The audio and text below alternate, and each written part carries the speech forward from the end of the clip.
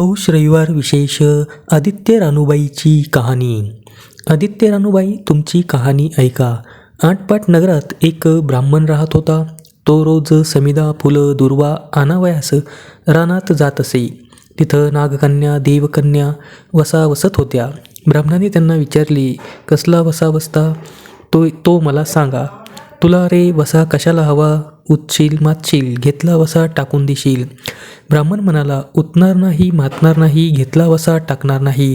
तेव्हा त्या ब्राह्मणाला श्रावण मासी पहिल्या आदित्यवारी न बोलता उठावं, सचील वस्त्रासहित स्नान करून अगृदक पाणी आणावं, विड्याच्या पानावर रक्तचंदनाची आदित्य रानूबाई काढावी, 6 रेघांचं मंडळ करावं, 6 सुतांचा तातू करावा, त्यास 6 गाठी द्याव्यात, पानं फुलं व्हावं, पूजा करावी, पानांचा विडा, फुलांचा झेला, दशांगाचा धूप, गुळ खोबऱ्याचा नैवेद्य दाखवावा, 6 मास चाळावी, 6 मास पाळावी, मागी रथसप्तमीस संपूर्ण करावं.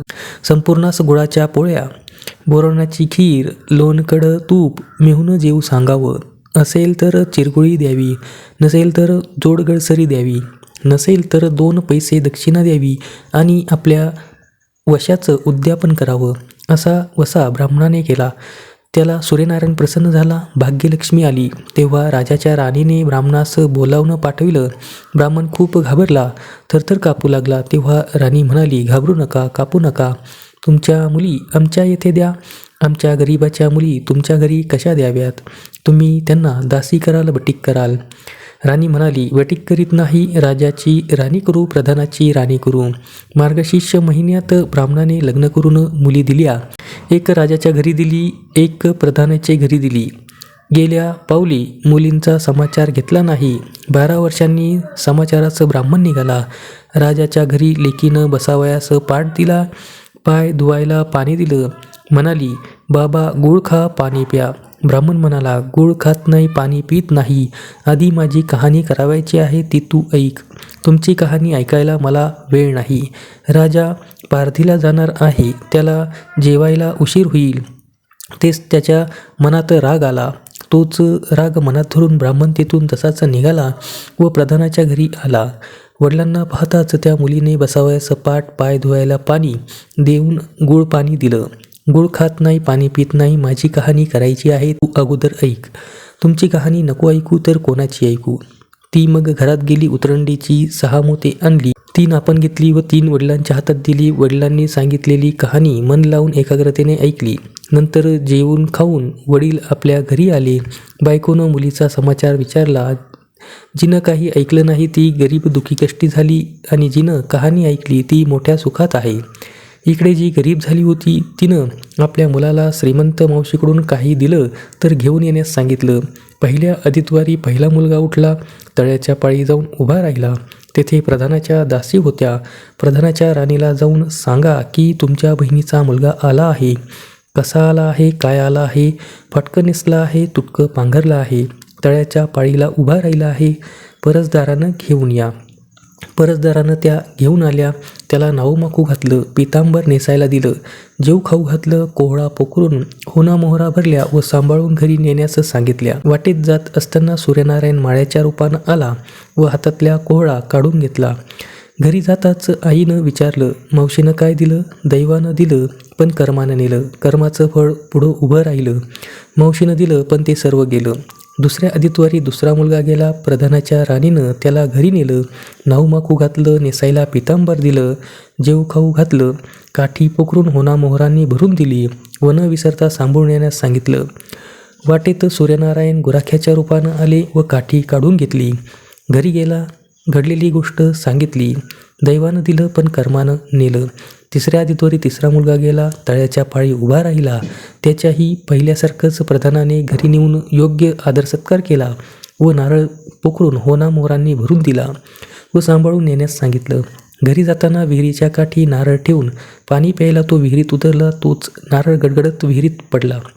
घरी जाऊन आईला म्हणाला, आई ग, मावशीनं दिलं पण दैवानं ते सर्व बुडालं. चौथ्या आदित्यवारी चौथा मुलगा गेला. तळ्याच्या पाळी उभा राहिला. त्यालाही पहिल्यासारखं राणीनं घरी नेलं. योग्य आदर सत्कार केला. त्याला दह्याची शिदोरी होना मोहरा भरून बरोबर दिली. सूर्यनारायण घाईच्या रूपाने आला व शिदोरी घेऊन गेला. घरी येऊन आईला सांगितलं. आई, मावशीनं दिलं, पण दैवानं ते सर्व नेलं. 5व्या आदितवारी आपण उठली, तळ्याच्या काठी उभी राहिली. दासींनी तिचा निरोप तिच्या बहिणीला सांगितला. बहिणीनं तिलाही परसदारानं घरी नेलं. नाहूमाखू घातलं, साडीचोळी नेसायला दिली. प्रधानाच्या राणी आदित्यवारची कहाणी करू लागली. काय वसा करतेस ते मला सांग. बहीण म्हणाली, वडिलांची कहाणी ऐकली नाहीस म्हणून तुला दारिद्र्य आलं. राजाच्या राणीनं यावर उपाय विचारला. तेव्हा तिनं वसा सांगितला. ती बहिणीच्या घरी राहिली. पौष महिन्यात सांगितल्याप्रमाणे सूर्यनारायणाची पूजा केली. इकडे राजाला भाग्य आलं. राजानं छत्रचामर देऊन बोलावणं केलं. राजा येताच ती घरी जायला निघाली. एकमेकींना बहिणींनी आहेर केली. वाटेतीने निघाली. पहिल्या मजलीचं स्वयंपाक केला. राजाला वाढलं, मुलांना वाढलं, आपलं पान वाढून घेतलं. तोच कहाणीची आठवण झाली. हाकारा केला डोंगारा पिटला. कोणी उपाशी आहे का शोधण्यास सांगितले. कोणी उपाशी नाही. वाटेनं एक मोळीविक्या चालला होता. त्याला कहाणी ऐकायला बोलावलं. तुझ्या बाईची कहाणी ऐकून मला काय फळ, माझं पोट भरलं पाहिजे, असं म्हणून तो राणीकडे आला आणि 6 मोते घेतली. 3 त्याला दिली व 3 आपल्या हातात ठेवली व मनोभावे कहाणी सांगितली. त्याने मोठ्या भक्तीने ऐकली. त्याची मुळी सोन्याची झाली. तो म्हणाला, कहाणी ऐकल्याचं एवढं फळ, मग वसा घेतल्याचं किती फळ. काय वसा आहे तो मला सांगा. राणीनं तो उतणार नाही, मातणार नाही याची कबुली करून घेतली व वसा सांगितला. दुसऱ्या मजलीस राणीनं स्वयंपाक केला. मुलांना, राजाला वाढलं, आपलं पान वाढून घेतलं. नंतर कहाणीची आठवण झाली. हाकारा करून कोणी उपाशी नाही ना याचा शोध घेतला. माळ्याच्या विहिरीला पाणी लागलं नव्हतं. त्याचा मळा पिकत नव्हता. असा एक माळी चिंता करीत बसला होता. त्याला कहाणी ऐकण्यास बोलवलं. तो आला. राणीनं 6 मोते घेऊन 3 आपण घेतली. 3 मळ्याला दिली. राणीनं मनोभावे कहाणी सांगितली. त्यानं चित्तभावे ऐकली. मळा पिकू लागला. विहिरीला पाणी आलं. तो म्हणाला, कहाणी ऐकल्यावर एवढं फळ, मग वसा घेतल्याचं काय फळ.